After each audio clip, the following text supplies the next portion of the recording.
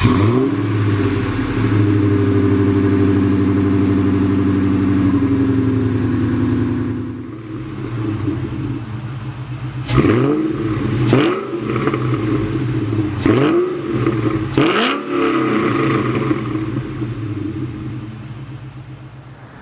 everybody, how's it going?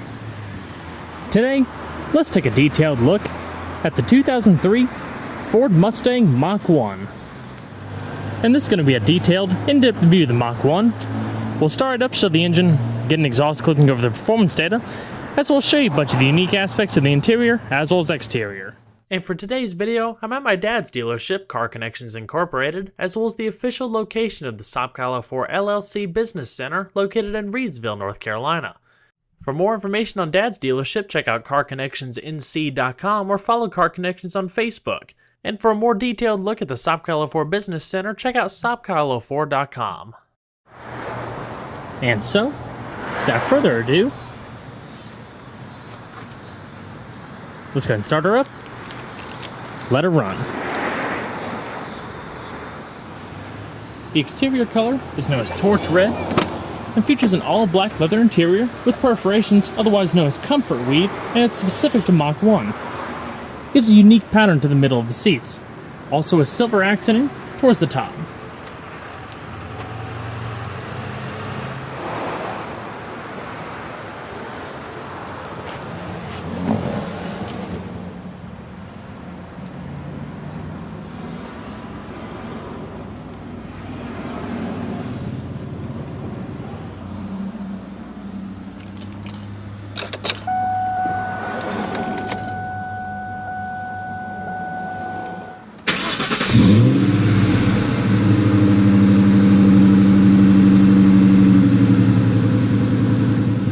Gotta love that beautiful V8 sound.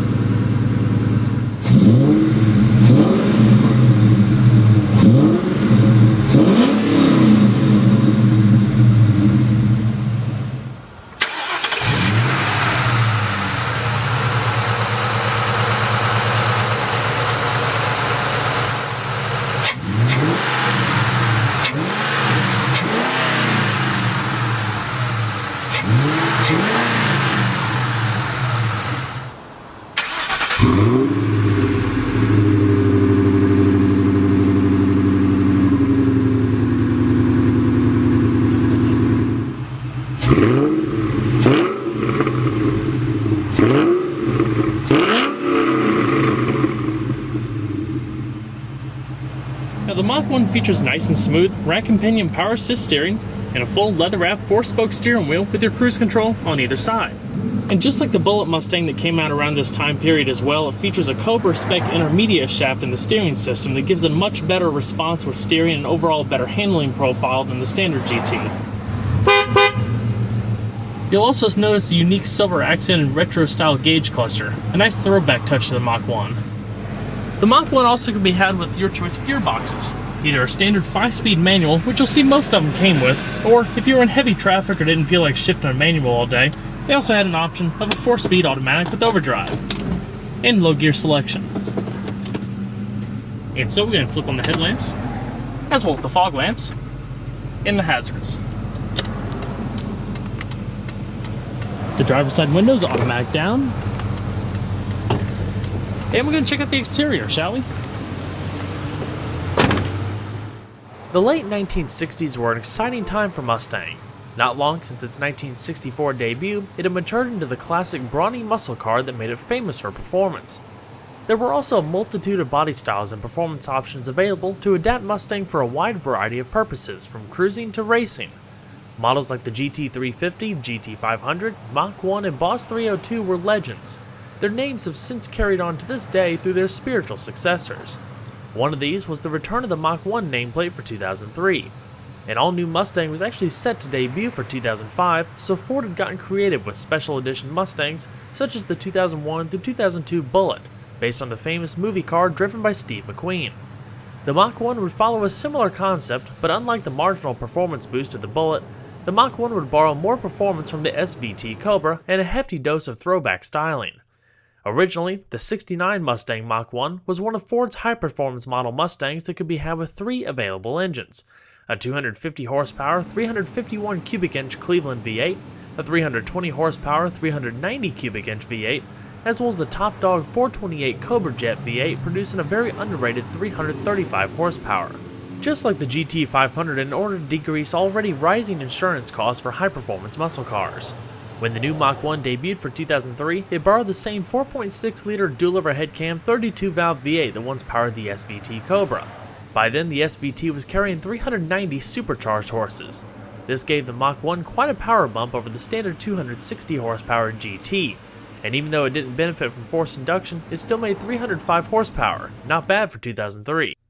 So this begs the question regarding what's different. Well, the Mach 1 isn't just a set of decals and wheels. Sure, it has the Cobra-derived V8, but it also has some unique hardware not found in other Mustangs. Ford improved the low-end torque by a marginal 3 pound-feet, but also decreased the RPMs necessary to achieve peak torque by 750 RPM compared to the Cobra. This means that the Mach 1 could actually reach peak torque at 4,000 RPM, while the Cobra reached it at 4,750 RPM. They did this through the addition of high-flow cylinder heads that were also fitted with intake cams from Ford's 5.4-liter V8. The addition of modified exhaust cams and manifolds also worked in complement with the cylinder heads to give it a bit more grunt off the line. The most recognizable feature is the classic shaker hood, made with the same tooling as the original. Towering above the cutout in the hood, this cold air induction system grabs the air and channels it directly into a twin-bore 57mm throttle body and into the high-flow 4-valve aluminum heads. As far as the handling, the body was lowered by about half an inch, with a modified suspension that's not only stiffer than the GT, but also features stiffer Tokico gas shock absorbers, while still retaining the GT's 26.5 front and 23mm rear stabilizer bars. This gave it a better handling and cornering profile than the standard GT without making it too harsh. It also features the Cobra's rear axle with 355 gears. Larger Brembo brakes and more robust upgrades for the optional automatic finish up the handling upgrades, while the overall design remains similar to the GT. Styling was also a big deal that made it truly reminiscent of the 69 Mach 1. Flat black graphics across the hood, the classic shaker intake, side skirt graphics, deeper chin spoiler, and a flat black spoiler gave it a more aggressive stance, while the Heritage wheels, 17-inch, mimic the classic Magnum 500 design. As I said, the unique Heritage wheels measure 17 by 8 inches at each corner, wrapped in 245/45 tires. Standard are 4-wheel ventilated disc brakes with larger Brembo units up front for increased stopping power. The rotors measure 13 inches in front with 2 piston calipers and 11.6 inches in the rear with single piston calipers. Stopping distances with this setup is a short 119 feet. As far as the suspension, the Mach 1 came standard with an independent front suspension with McPherson struts and a live axle out back, not to mention the stiffer shocks and lower ride height. Overall length is 183.2 inches with a width of 73.1 inches and a height of 52.3 inches. Total curb weight is right around 3,465 pounds. And we're going to pop the hood. Like we've touched on before, the Mach 1 features a unique Cobra-derived engine, a 4.6-liter dual-overhead cam 32-valve V8 with an iron block and aluminum heads. With a compression ratio of 10.1 to 1 and a 6,800 RPM redline, the Mach 1 produces 305 horsepower at 5,800 RPM and 320 pound-feet of torque at 4,200 RPM. This translates to 0 to 60 times as low as 5.3 seconds and quarter-mile times of 13.8 seconds at 102.5 miles per hour. As far as fuel economy, the Mach 1 requires premium fuel while the GT takes regular. With the engine hardware upgrades, the Mach 1 actually retains better fuel economy over the GT. With a 15.7 gallon tank, it achieves a respectable 17 miles to a gallon in the city and 25 miles to a gallon on the highway.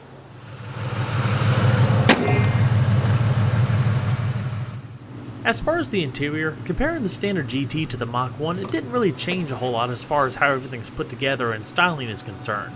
There is some unique retro throwbacks to it, which I'll talk about in just a second, but build quality is kind of what you would expect out of this particular era of American muscle cars. It's a little plasticky. The door panels do feature a little bit of padded material. All of your power windows, power locks, and power mirrors are also located on the door, with a little bit of storage and carpeted portion down below.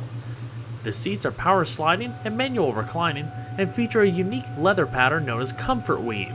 This is similar to the type of pattern that they used for the late 60s muscle cars and also found in the Mach 1. Think of it as a simulated weave pattern with ribs coming up across the middle of the seat, nice amount of lateral grip, and silver accenting as you get towards the top. Black threshold guards as you come across the sill with Mustang written down below, as well as unique aluminum sport pedals specific to the Mach 1. The steering is manual tilting, and the dash features a modest amount of padded material on some of the touch points, but retains a little bit of the retro style, especially with the unique gauges. So let's go and see if she sounds.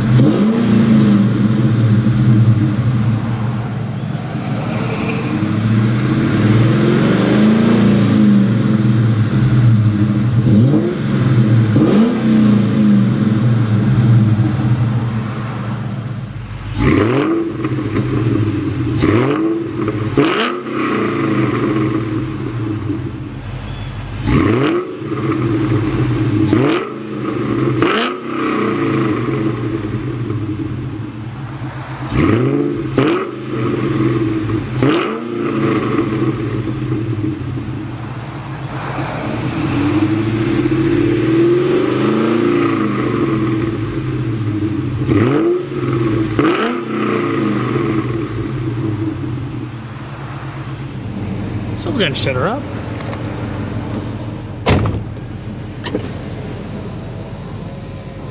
Now the Mach 1 featured just about all the options for 2003. One of them, including a premium Mach audio system. No pun intended, it's actually the premium audio system for all of the Mustangs across the board for that era.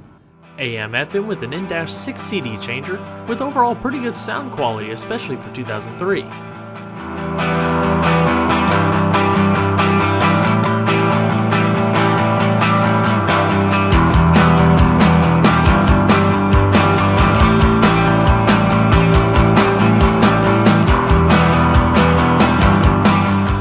Cloth-lined visors with vanity mirrors, manually dimming rear-view mirror. Up top, there's also a little bit of storage with a little cargo net, and your interior illumination with reading lamps. You know, it's pretty amazing when you consider the technology and how it's progressed over the years, and comparing this 2003 Mustang to a brand new Mustang. Everything is just so simply laid out, especially with the climate control. It's just simple rotary knobs. Fan to the left, temperature in the middle, and all of your different zones, and front defrost off to the right. Down below, you have your rear defrost next to your traction settings and fog lamps. 12-volt power outlet down below, as well as satin silver accenting coming across the center stack, and a riveted trim coming around the gearbox housing specific to the Mach 1. Chain storage in front, as well as 2 cup holders that can be adjusted, your e-brake, and a padded armrest with a little bit of storage and also an extra power outlet. Like you saw earlier, your classic font gauges, all accented in satin silver with your temperature and fuel off to the left, your voltometer and oil temperature off to the right, and all of your warning lamps are displayed below the speedometer cluster. Headlamps and display lighting brightness to the left, and your turn signals, high beams, and intermittent wipers are located in one stalk down below. Plus you gotta love the shaker intake popping itself over on top of the hood. Alrighty. We'll go ahead and shut her down.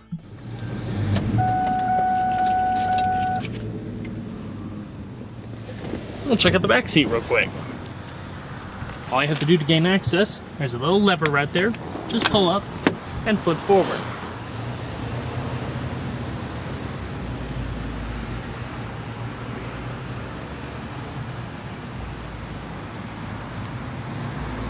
I'll show a little bit more of the back seat when we get to the other side. Now we'll check out the rest of the vehicle, shall we? As far as trunk space, the Mustang is no heavy hauler, but it's respectable at around 10.9 cubic feet of space. The back seats also have the ability to fold down, and it extends back to either side so you can load up in a little bit longer items. It's also lined in carpet with your spare tire located underneath the floor panel.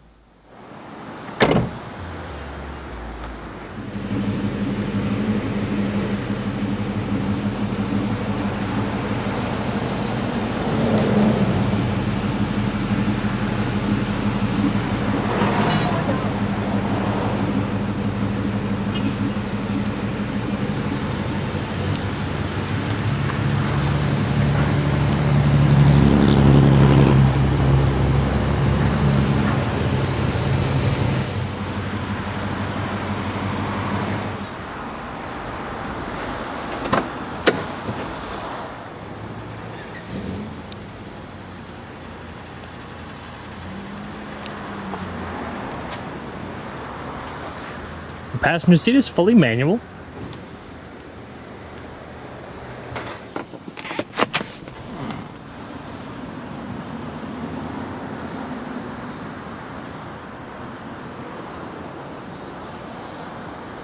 There's also two little straps up top that allow you to fold the seats down if you need a little bit more cargo space.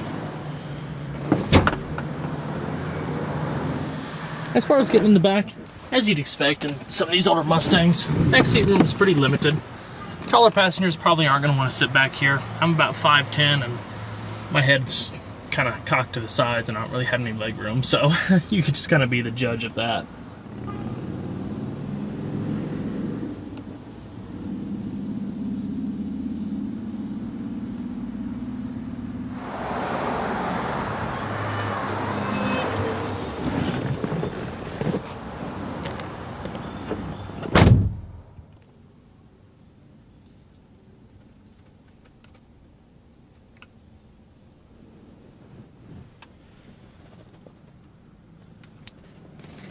Lockable glove box, with your trunk release, and a modest amount of space.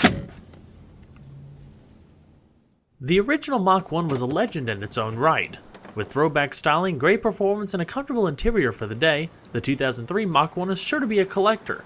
Limited production of 7,500 units and strong resale value will most likely solidify that in the future. Well everyone, I hope you enjoyed this detailed look at the 2003 Mustang Mach 1. Be sure to stay tuned next time, there's a lot more where that came from. Take care everybody.